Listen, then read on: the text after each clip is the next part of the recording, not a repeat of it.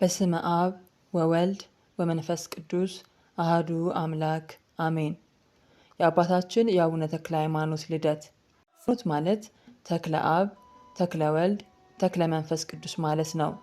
አባታቸው ጸጋ ዘአብ፣ እናታቸው እግዚሐርያ ይባላሉ። ጸጋ ዘአብ ትውልዳቸው ከዘርአ ሌዋውያን ነው። ምን አገናኝቷቸው ትለኝ እንደሆነ የንግስት ማክዳ ልጅ እብነ ሐኪም ወይም ቀዳማዊ ሰሎሞን ኢየሩሳሌም ደርሶ አባቱ ንጉሥ ሰሎሞንን አይቶ ሲመለስ ሌዋውያንን ይዞ መጥቷል። ሊቀ ካህናቱ ሳዶቅ ነው። የእርሱ 15ኛ ትውልድ አበይድላ ይባላል። ንጉሥ ደንግዘን ሸዋን አስተምር ብሎት 150ኛ ራሱን ሆኖ ከአክሱም ወደ ሸዋ መጥቶ ጽላልሽ ዞረሬ ተቀመጠ። የእርሱ 10ኛ ትውልድ ህይወት ብነበጽዮን ነው።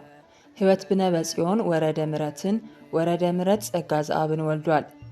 ጸጋ ዘአብና እግዚሐርያ ልጅ አጥተው ሲያዝኑ ይኖሩ ነበር። እግዚሐርያ ቤተ ክርስቲያን ሄዳ ከስዕለ ማርያም ስወድቃ ጌታዬ አንተን የሚፈራ በሕግ የሚሄድ ልጅ ስጠኝ፣ በሕግ የማሄድ ከሆነ ግን ማኅፀኔን ዝጋ ብላ ለምና ተመለሰች።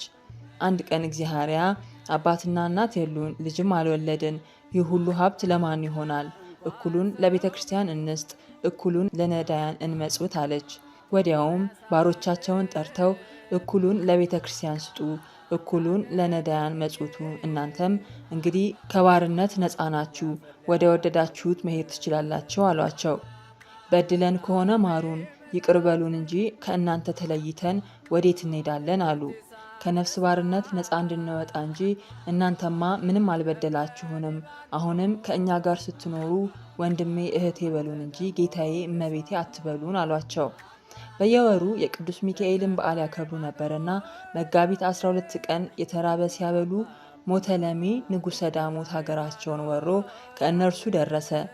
ጸጋ ዘአብ እንደማይምረው አውቆ አንክርት ወደሚባለው ባህር ሮጠ። ከጭፍሮቹ አንዱ ተከተለው። የማይደርስበት ቢሆን ሰይፉን ሊወረውርበት ቃጣ።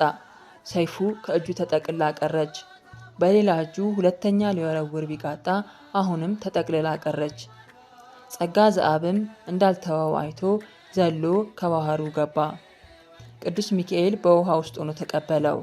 ኦ ሚካኤል ኦ ሚካኤል እያለ ሲጮህ ቅዱስ ሚካኤል ተገልጾ ከአብራክህ ስለሚከፈለው ቅዱስ እጠብቅሃለሁና አትፍራ አለው።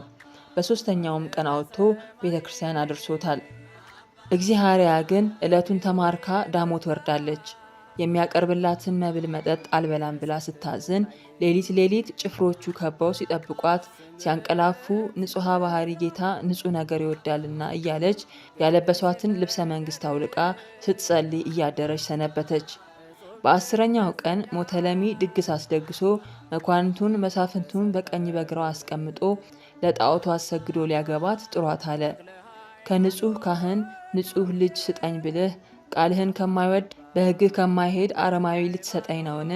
እኔማ እንኳን ከአረማዊ ከካህኑስ ቢሆን አንተን የማይፈራ ከሆነ ማኅፀኔን ዝጋ ብዬ አልለመንኩህምን? እያለች ወደ ጌታ ታመለክት ነበር። ልብሰ መንግስት አልብሰው በራሷ ወርቅ ደፍተው አቀረቧት። ለጣዖት ስገጂ ንግስትነቱንም ውሰጂ አሏት። ከእንጨት ከደንጊያ ለተሰራው ለዚህ ምስል አልሰግድም አለች። ካህናተ ጣዖቱ ሊጣሏት ግር ግር ሲሉ ድንገት መብረቅ በረቀ፣ አብይ መናወጥም ሆነ። ንጉሥ በድንጋጼ አእምሮን ሳተ። ከሰራዊቶቹ ብዙዎቹ ሞቱ። እሷን ግን ቅዱስ ሚካኤል ነጥቆ ጽላልሽ አድርሷታል።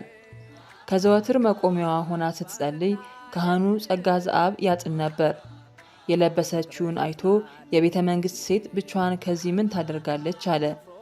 ሲጨርስ ሄዶ መስቀል አሳለማትና የቤተ መንግስት ሴት ስትሆኚ እንደምን ብቻሽን መጣሽ አላት። ስለተከናነበች አላወቃትም። ሚስቱ የተማረከችበት ካህን አለ ሲባል ሰምቼ ሚስት ለሆነው ነው የመጣሁት አለችው። እርሱስ ከእሷ ሌላ አላገባም ሲል ሰምቼዋለሁ። በዚሁም ላይ ለካህናት እንዲህ ያለ ነገር አልተፈቀደላቸውም አላት። ያቺ ሴት ለንጉሥ ሚስት ሆናለች፣ ከእንግዲህ አያገኛትም። ይልቁንስ ሰውየውን አሳየኝ፣ አንተም ከሆንክ ንገረኝ አለችው። አንቺ እንዲህ ያለ ነገር ስትናገሪ እግዚአብሔርን አትፈሪምን?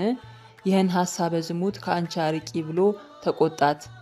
በጽናቱ ደስ እያላት ክንብርዋን ገልጻ ጽናትህን ለማየት ብዬ እንጂ እግዚሐርያ ነኝ አለች። ተቃቅፈው የደስታ ለቅሶን ተላቀሱ። እስከዚህ ጊዜ ድረስ እህል አልቀመሰችም ነበር። እህል ቀምሳ ከሐዘኗ ተጽናንታ የጌታን ቸርነት የቅዱስ ሚካኤልን ረድኤት ሲጨዋወቱ ውለው አድረው በማግስቱ መጋቢት 23 ለ24 አጥቢያ አባታችን ተክለ ሃይማኖት ተጸነሱ። ሌሊቱንም ሁለቱም ህልም አይተው አድረዋል። ጸጋ ዘአብ እርብ ከመኝታቸው ወጥቶ ሰማዩን ሰንጥቆ ሲገባ እግዚአርያም ከቤታቸው አምደ ብርሃን ተተክሎ ጳጳሳት፣ ነገስታት ከበው ሲሰግዱለት አዩ። ደግ ልጅ ሊሰጠን ነው ብለው ተርጉመውታል። ይኸውም አልቀረ መዋዕለ ጽንሱ ሲፈጸም በዚህ በታኅሳስ 24 ዕለት ብፁዕ አቡነ ተክለ ሃይማኖት ብሩህ ሆነው ተወልደዋል። ከዚህ በፊት ሀብታቸውን እህላቸውን ሁሉ ሰጥተው መጽውተው ጨርሰውት ነበር። በዚህ ዕለት ግን እህሉ በጎተራው፣ ዘይቱ፣ ቅቤው፣ ማሩ በእንስራው በማድጋው መልቶ ተገኝቷል። ያን አሰርተው ነዳያንን ሲያበሉ ሲያጠጡ ውለዋል። የአባታችን የአቡነ ተክለ ሃይማኖት ረድኤትና በረከት